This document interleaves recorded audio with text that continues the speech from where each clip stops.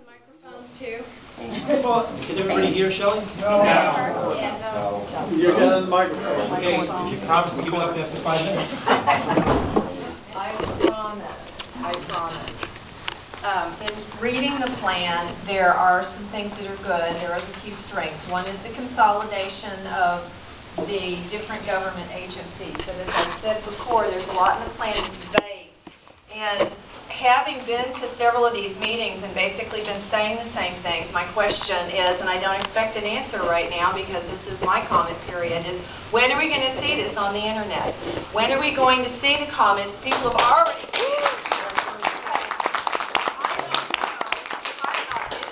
I don't know what someone else has said, and I don't want to go tread the same water. If we only have 5 minutes, my goodness, in 6 meetings, then every second is precious.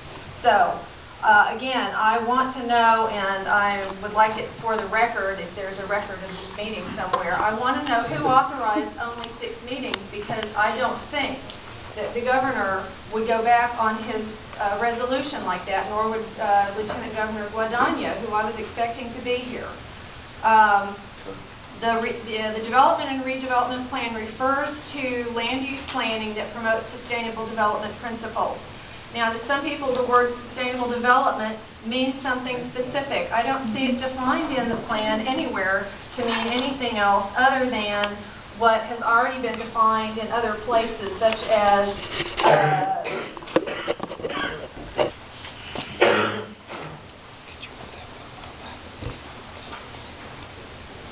J. Gary Lawrence. Participating in a UN advocating planning process would very likely bring out many who would actively work to defeat any elected official undertaking Local Agenda 21 sustainable development. So we call our process something else, such as comprehensive planning, growth management, or smart growth.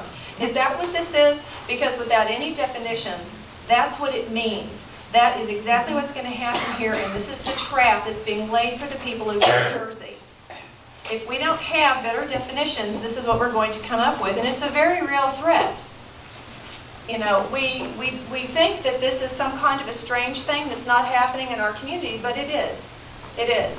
5 years ago, and this was in 1997, the Rio Summit launched Agenda 21. Since then, 70% of our local authorities have been inspired to think global, act local through Local Agenda 21, but we must do more.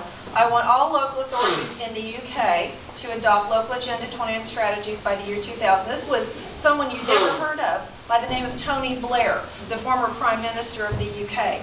This is real and it is here, and we must address it in a plan or else we're going to get sucked into this trap.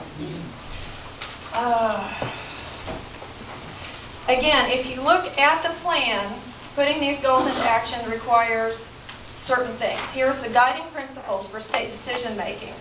In spatial efficiency, we see the economic, social, and environmental benefits, okay? This is the economy, equity, and environment, the 3 E's of sustainability as planned, as stated in Agenda 21. The sustainability goal, guiding principle, the state of New Jersey will plan for and respond to current and future challenges and opportunities through adaptive decision-making that accounts for social, economic, and environmental protection and enhancement. Again, the 3 E's, economy, equity, and environment. And if you don't think that that's actually what's going to happen if this was implemented, you just need to look at the UN's own documentation, which will clearly show you this, the 3 E's. So again, I ask you, when are we going to see these terms defined? When will we be able to see them on the internet? Because I'm concerned. I'm hearing other people are concerned. One way to help stop this from happening is, and I'm not sure if anyone suggested this yet, but to implement something called a Property Rights Council. A Property Rights Council is a group of citizens whose mission it is to make sure that no legislation is enacted, no ordinance passed that would tread on our right to property. Our right to property is sacrosanct and is protected in the Constitution. But there's a lot of ways in which those property rights have been tread upon at this point. When you start looking at the amount of law that's been implemented directly in the United States of America, here's a document, it's public domain, everything I'm showing you is public. There are thousands of laws that have been implemented in the United States of America to implement Agenda 21 and trample all over our rights. This is not just property rights, it's human rights as well. And Is it time? Is it 5 minutes on? No.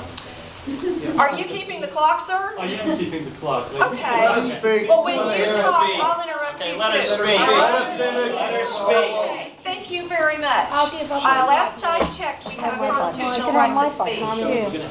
For 5 minutes. Thank you. Thank you, Shelley.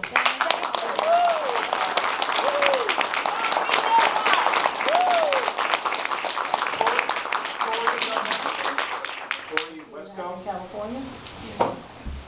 Good evening, my name is Corey Wesco, and I'm here on behalf of the New Jersey Builders Association.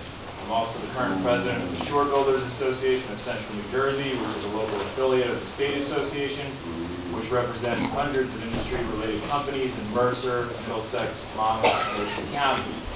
In addition, in my professional capacity, I'm the director of land acquisition for Pulte Group, who is a publicly traded national home builder here in New Jersey. Now that I've shared with you all my affiliations, I'm sure we'll all be great friends. But seriously, on behalf of both Pulte